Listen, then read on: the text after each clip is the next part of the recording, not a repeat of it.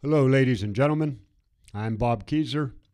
This is the Son of Man Urantia Project. Today's episode is Chapter 37, the Mount of Transfiguration.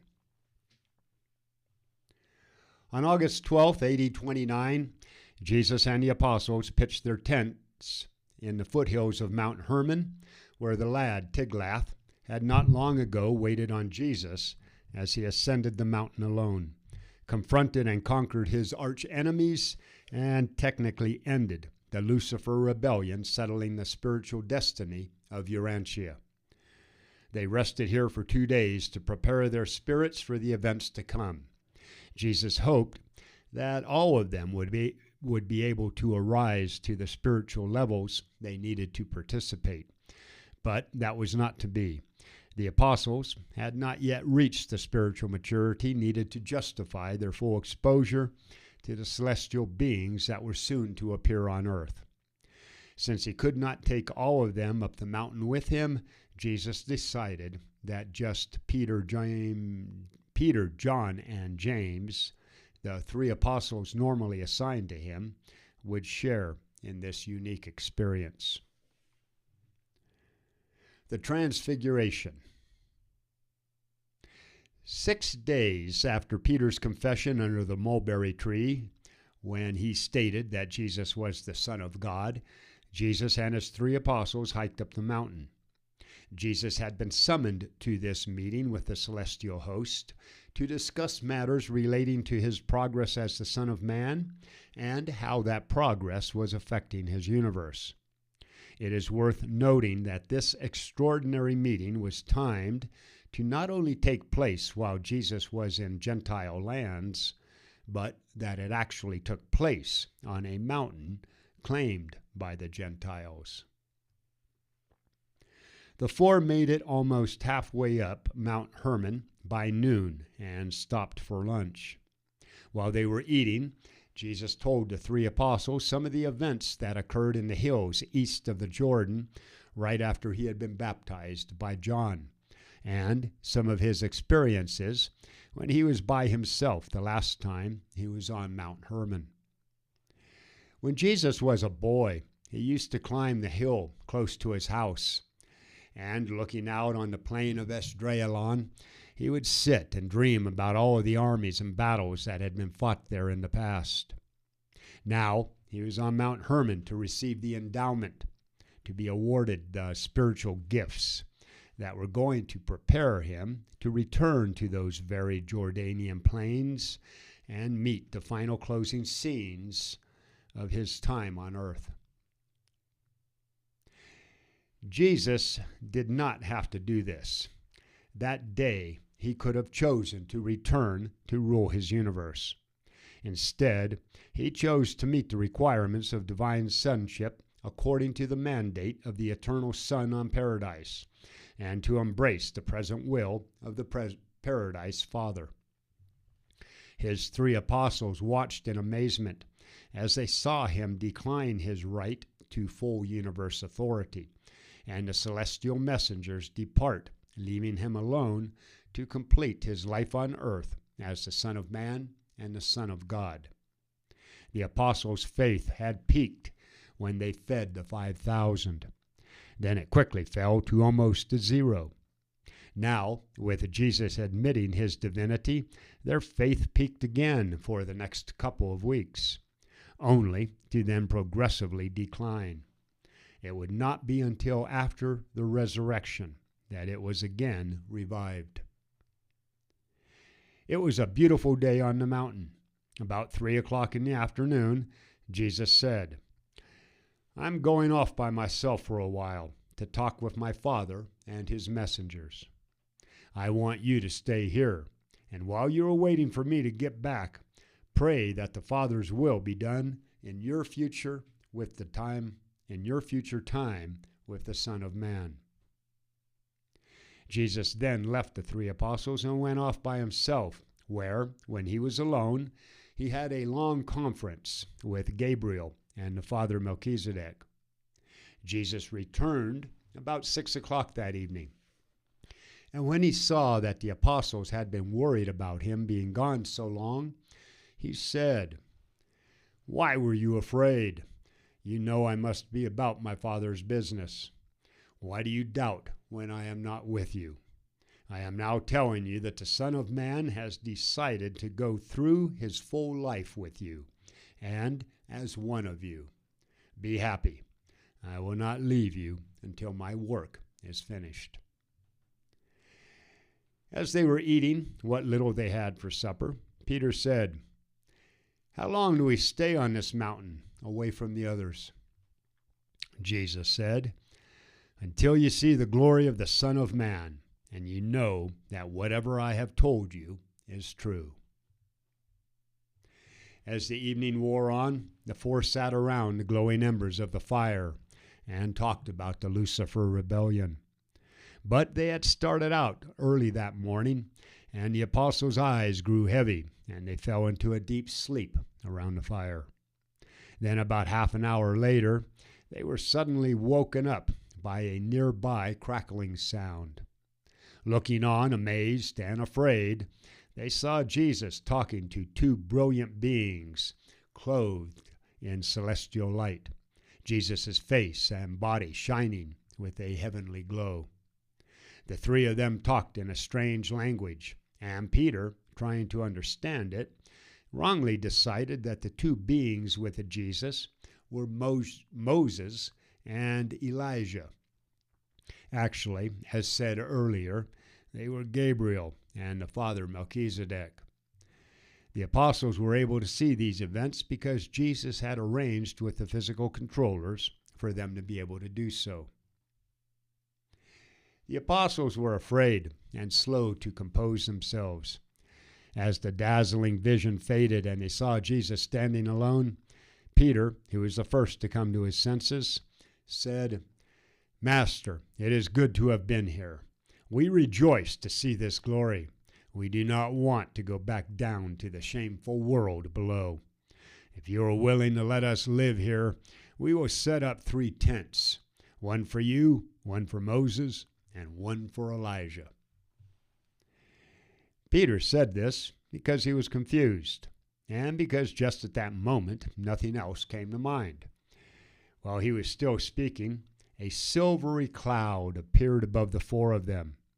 This apparition frightened the apostles so much that they fell down to the ground on their faces and prayed. And then they heard a voice, the same voice that had spoken at Jesus' baptism, say, "This is my beloved Son. Take notice of him." When the cloud vanished, the 3 were again alone with Jesus. Reaching down and touching them, Jesus said, "Get up and do not be afraid. You will see grander things than this." But the apostles were truly afraid. They were silent and thoughtful as they prepared to head down the mountain shortly before midnight. Coming down the mountain. No one said anything until they were about halfway down Mount Hermon. Then Jesus said, "Make sure that you tell no one, not even the other apostles, what you have just seen and heard on this mountain, until the Son of Man has arisen from the dead." The 3 apostles were shocked and bewildered. Until the Son of Man has arisen from the dead. They had just reaffirmed their faith in Jesus as the deliverer, as the Son of God, and they had all just seen him transfigured into elevated glory right before their eyes. And now he was talking about arising from the dead. Peter shook at the thought of Jesus dying. That was too horrible of an idea to even bring up. And since he was afraid that John or James would question Jesus about what he had just said, Peter started the conversation off in another direction. Not knowing what else to talk about, he asked Jesus the first thing that came to his mind and said, "Master, why do the scribes say that Elijah must come first before the Messiah will appear?"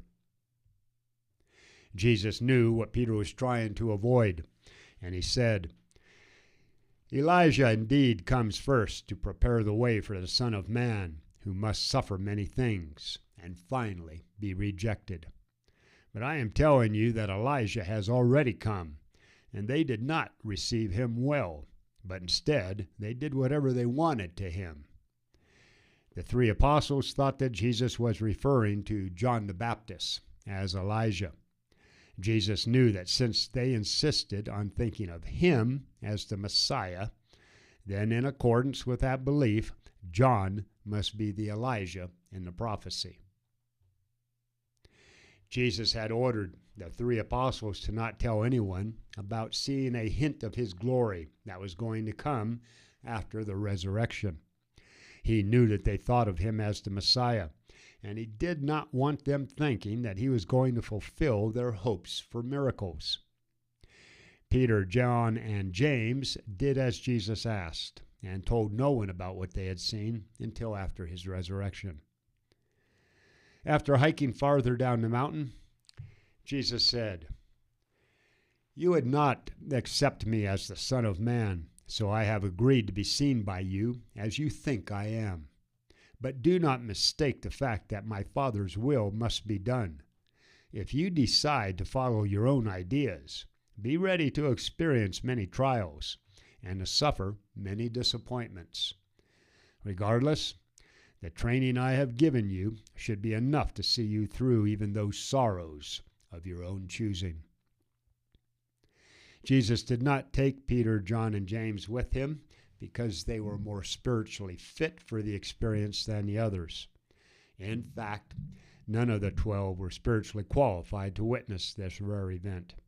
These three men were allowed to participate just because they were the apostles that normally accompanied him when he was alone in the hills. Meaning of the Transfiguration. What Peter, John, and James saw on the Mount of Transfiguration was just a fleeting glimpse of the heavenly parade of events that occurred that night on Mount Hermon. The eternal mother-son of paradise affirmed that Michael had met the requirements of his incarnated life on earth, while Gabriel assured Jesus that the eternal Son's expectations had been met, and the Father Melchizedek affirmed the same for the infinite Spirit. Jesus was grateful for the eternal Son and the infinite Spirit's assurance that his mission had met their requirements for success. Still, Jesus noted that his Father had not yet indicated that Jesus' time on earth was through. The only word so far from God the Father, and this is what was heard by the three apostles, came when Jesus' personalized adjuster said, "This is my beloved Son. Take notice of him." After that celestial visit, Jesus wanted to better know his Father's will.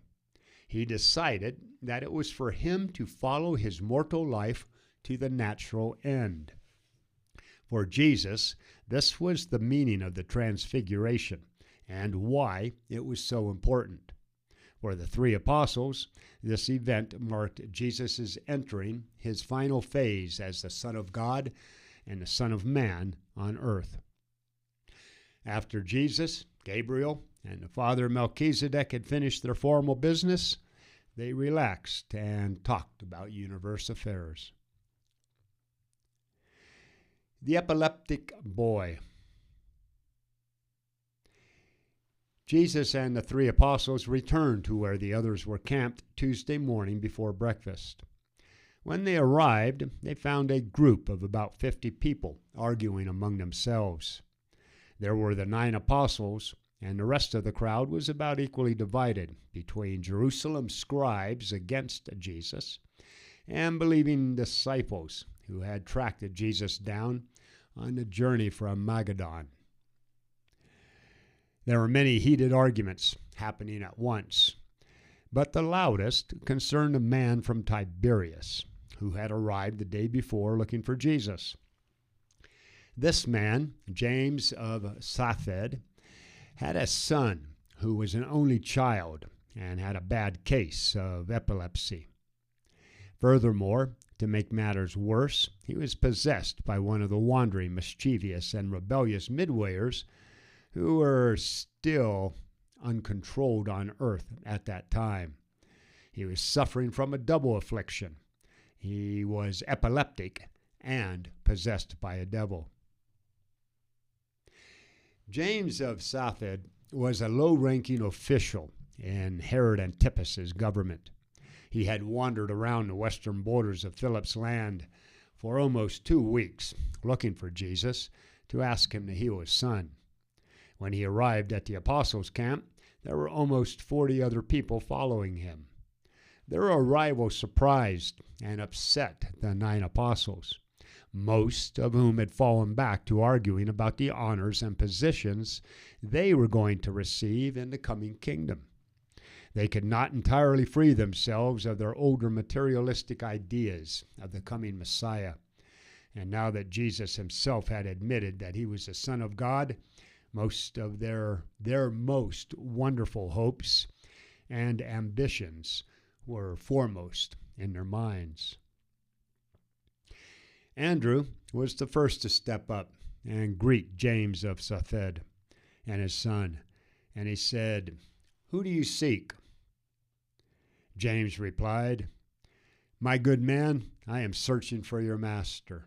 I seek healing for my sick son. I want Jesus to cast out this devil that possesses my child."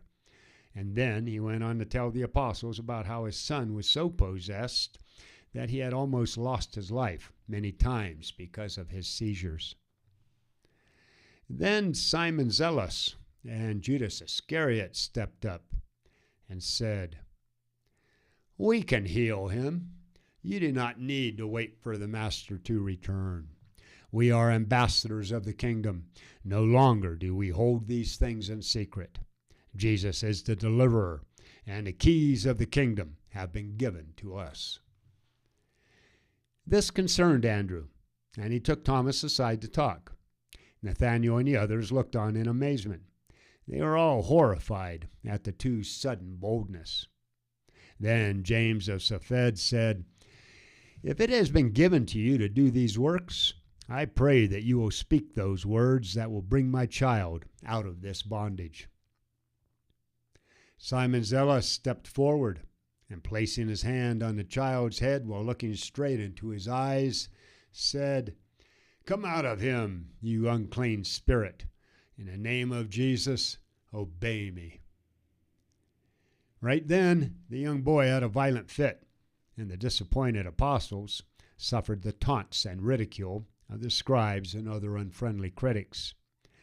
Andrew was upset by this foolhardy attempt and its complete failure, and he called the other apostles together to pray and discuss what had happened. Then, feeling the full weight of their humiliation, Andrew went to the boy and tried his hand at casting out the demon, only to again fail. Andrew straight up admitted his failure to everyone, and going to the Father, asked him to spend the night and wait until Jesus returned. Andrew said, "Perhaps this sort of demon does not leave except by the Master's personal command." While Jesus was coming down the mountain with his 3 now ecstatic apostles, the other 9 were having a confused, humiliated, and sleepless night. They were dejected and embarrassed. As for James of Safed, he was not going to give up, and he agreed to stay until Jesus returned, whenever that would be. Jesus heals the boy. The 9 apostles were more than relieved when they saw Jesus and the 3 walking back toward camp, and they were encouraged to see how excited Peter, John, and James were. The 9 all rushed forward to greet their friends, and as they were welcoming them back to the camp, the crowd gathered around. Jesus said, "What were you arguing about?" as we drew near. Before any of the humiliated apostles could speak, James of Safed stepped forward, knelt at Jesus' feet, and said, "Master, I have a son, an only child who is possessed by an evil spirit. Not only does he cry out in terror, foam at the mouth, and fall down like he's dead whenever he has a seizure, but many times this evil spirit puts my son into convulsions. And sometimes he has made my son throw himself into the water and even into the fire. With much grinding of teeth, and as the result of many bruises, my child is wasting away. His life is worse than death. His mother and I have sad hearts and broken spirits. About noon yesterday, when I was looking for you, I caught up with your disciples, and while we were waiting for your return, your apostles tried to cast out this demon, but they could not do it. Now, Master, will you do this for us? Will you heal my son?" After Jesus listened to James, he reached down and touched him, motioning him to stand as he gave his apostles a searching look. Then, to everyone present, Jesus said, "O faithless and headstrong generation, how long will I tolerate you? How long will I be with you? How long before you learn that the works of faith do not come when asked from someone with a doubting unbelief?" Then pointing to the bewildered father, Jesus said, "Bring me your son." When the father had fetched his son, Jesus asked, "How long has this boy been sick like this?" James the Sophed replied, "Since he was a young child, just as the boy had another violent seizure, falling in front of them, gnashing his teeth and foaming at the mouth. After a few moments, the convulsions stopped, and the lad looked like he was dead. James went to his knees again in front of Jesus and said, "If you can cure him, I beg you to have compassion on us and rid us of this sickness." Jesus looked down into the father's anxious face and said, "Do not question my Father's power of love, only the sincerity and reach of your faith. All things are possible to him who believes." Then James the Sophed spoke those long to be remembered words of faith mixed in with a doubt. "Lord, I believe. I pray that you help my unbelief." Jesus took the boy's hand and said, "I will do this according to my Father's will and in honor of living faith. My son, get up. Come out of him, disobedient spirit, and do not go back into him." And then placing the boy's hand in that of his father, Jesus said, "Go on your way. The Father has granted your soul's desire." All who were present, even Jesus' enemies, were astonished at what they saw. The three apostles who had been with Jesus on Mount Hermon and who were so excited after witnessing his transfiguration were now disillusioned after seeing the other disciples so discouraged. This is how it always was with these 12 men. Throughout their lives, they never failed to swing between total joy and utter humiliation. Jesus performed a true double healing. He cured both a physical disease and exorcised a demon. After James the Sophed and his son had left, Jesus said, "We are going to Caesarea Philippi. Prepare yourselves at once." In Celsus's garden. That night they all stayed at home with Celsus. After supper, and when they had all gathered together in the garden, Thomas said, "Since we cannot yet know what occurred on Mount Hermon, can you speak to us about what we did wrong trying to exorcise the devil out of the boy?" Jesus replied, "Everything that the others heard on the mountain will be told to you in due time. But now I will show you the reason why you failed in what you so unwisely tried to do. While your master and his companions, your friends, went up the mountain yesterday to gain a better understanding of our Father's will and a better ability to enact that will, you men who stayed behind guarding the camp were supposed to also be praying for more spiritual insight. Instead, you gave in to your old evil thoughts of a material kingdom and your places in it. You hold on to these mistaken ideas, regardless of how many times I tell you that my kingdom is not of this world. No sooner can you, through having greater faith, know the identity of the Son of Man than you fall back to talking about your selfish desires for worldly fame. You ask yourselves who will be the greatest among you in this kingdom of heaven. Yet the kingdom, as you believe in it, will never be and has never been. I have told you that he who would be greatest in the kingdom of my Father's spiritual brotherhood must become little in his own eyes and a server of humanity. It requires a godlike understanding love without the attempt to exalt oneself. You completely failed in your unwise effort to cast out the demon because your ambition was not unselfish. Your method was not based in love. Your goal was not the will of the Father in heaven, and your purpose was not pure, divine, or spiritual. How long before you learn that you cannot time shorten the course of natural established events except when it is in accordance with the Father's will? Neither can you do spiritual work without spiritual power. And even when the potential of using spiritual power exists, to use it requires a third essential human factor. You must have the personal experience of possessing living faith. You do not need to be attracted to the spiritual realities of the kingdom with material manifestations of power. You can grasp the spiritual significance of my mission without having to see signs and wonders. When can you be depended on to follow the higher spiritual realities of the kingdom, regardless of what is happening in the material world?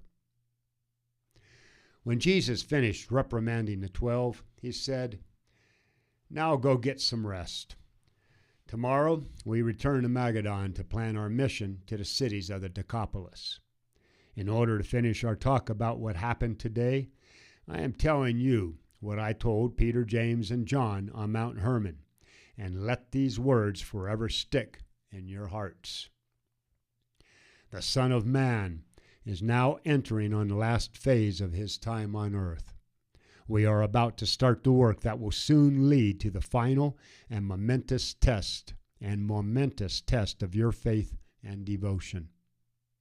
That time when I am put into the hands of the people who want to destroy me. And remember this, the Son of Man will be put to death, but he will arise again." The apostles did not understand Jesus, and they were afraid to question him. But after the resurrection, they recalled all that he had told them. Peter's protest.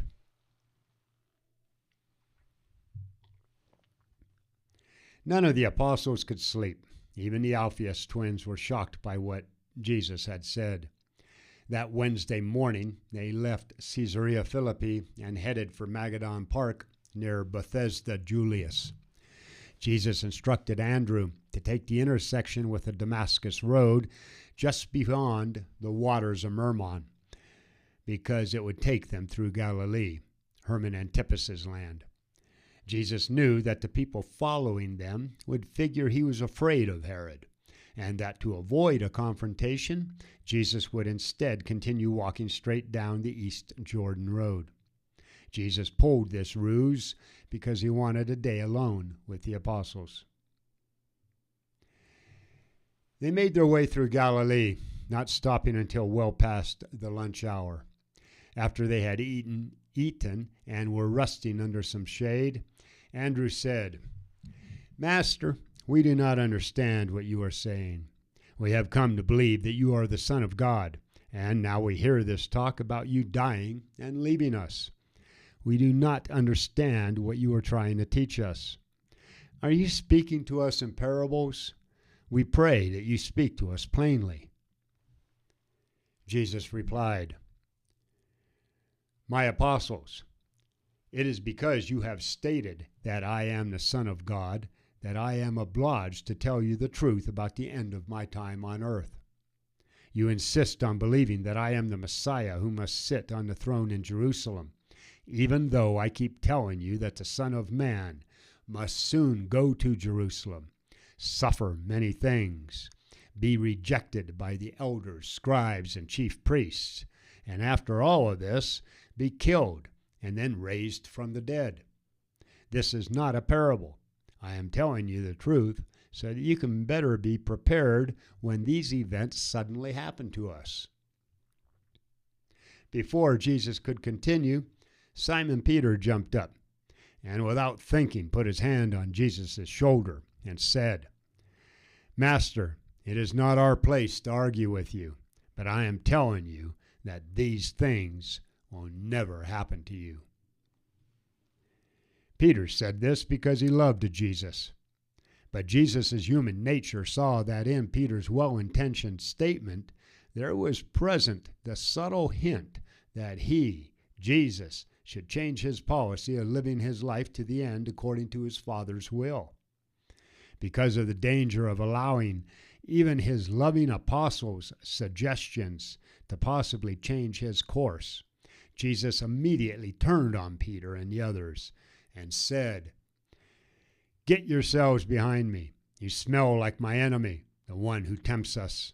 When you speak like this, you are not on my side, but his. By doing this, you put your love for me in the way of me doing my Father's will. Do not worry about the ways of humanity, but rather the will of God."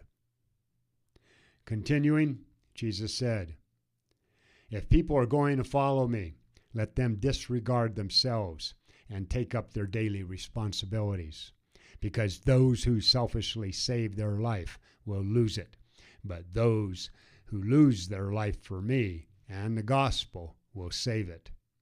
What does it profit people to gain the whole world and lose their own souls? What would people give in exchange for eternal life? Do not be ashamed of me and my words in this sinful and hypocritical generation, just like I am not ashamed of you when I appear before my Father in glory and in the presence of all of the celestial host. Regardless, many of you now standing before me will not die until you see the kingdom of God come with power." Jesus made it clear to the apostles that following him was going to be a painful and conflicting path. He shocked these Galilean fishermen who continued to dream of their position of honor in an earthly kingdom. But Jesus' courageous appeal stirred their loyal hearts, and not one of them intended to desert him. Jesus was not sending them alone into battle. He was leading them. He was only asking that they bravely follow. The apostles were slow to grasp what Jesus was telling them about his death, and they completely failed to comprehend what he said about arising from the dead. But as the days passed, Peter, John, and James recalled their experience on Mount Hermon and better understood his meaning. In all of the time that the 12 apostles spent with Jesus, they only saw that flash in his eye and felt his quick scolding a few times. Jesus was patient with their human shortcomings, but only up to the point of carrying out his Father's will. The apostles were amazed and horrified. They were stunned and could not find the words to express their sadness. Slowly, they were beginning to realize what Jesus was going to endure and what they were going to endure with him. But they did not come to this realization until long after these early hints of his future. At Peter's house. It was twilight by the time they arrived at Capernaum and made their way unnoticed through the back streets to Simon Peter's house. After dinner, and while waiting for David Zebedee to arrive to take them across the lake, Jesus looked over at Peter and the other apostles and said, "As you are all talking on the way this afternoon, why was everyone so serious?" The apostles remained silent. No one responded.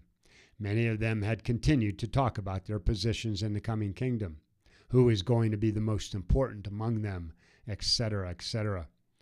Jesus knew this. Calling over one of Peter's youngest children, Jesus sat the child in the middle of the group and said, "It is the truth when I tell you to do an about-face and become like this little child, or you will make little progress in the kingdom. People who humble themselves and become like this little one are those who will become the greatest in the kingdom of heaven. And those who receive a little one receive me. Those who receive me also receive him who sent me. If you want to be first in the kingdom, teach this to your friends. But for those who cause these little ones to stumble, it would be better for them if a millstone was hung around their neck and they were cast into the sea. If the things that you do with your hands or the things that you see with your eyes hinder the progress of the kingdom, give up those cherished idols, because it is better to enter the kingdom without the material things that you love in this life than it is to hold on to those earthly pleasures and shut yourself out of the kingdom.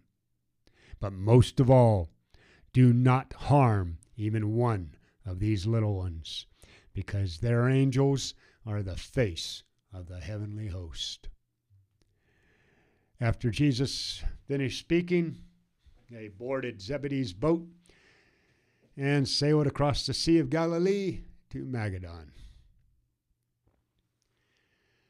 Okay, that's it for chapter 37. Coming up next is chapter 38, the Decapolis Tour. Please hit that like button and subscribe to the Son of Man Urantia project. Defend your liberty.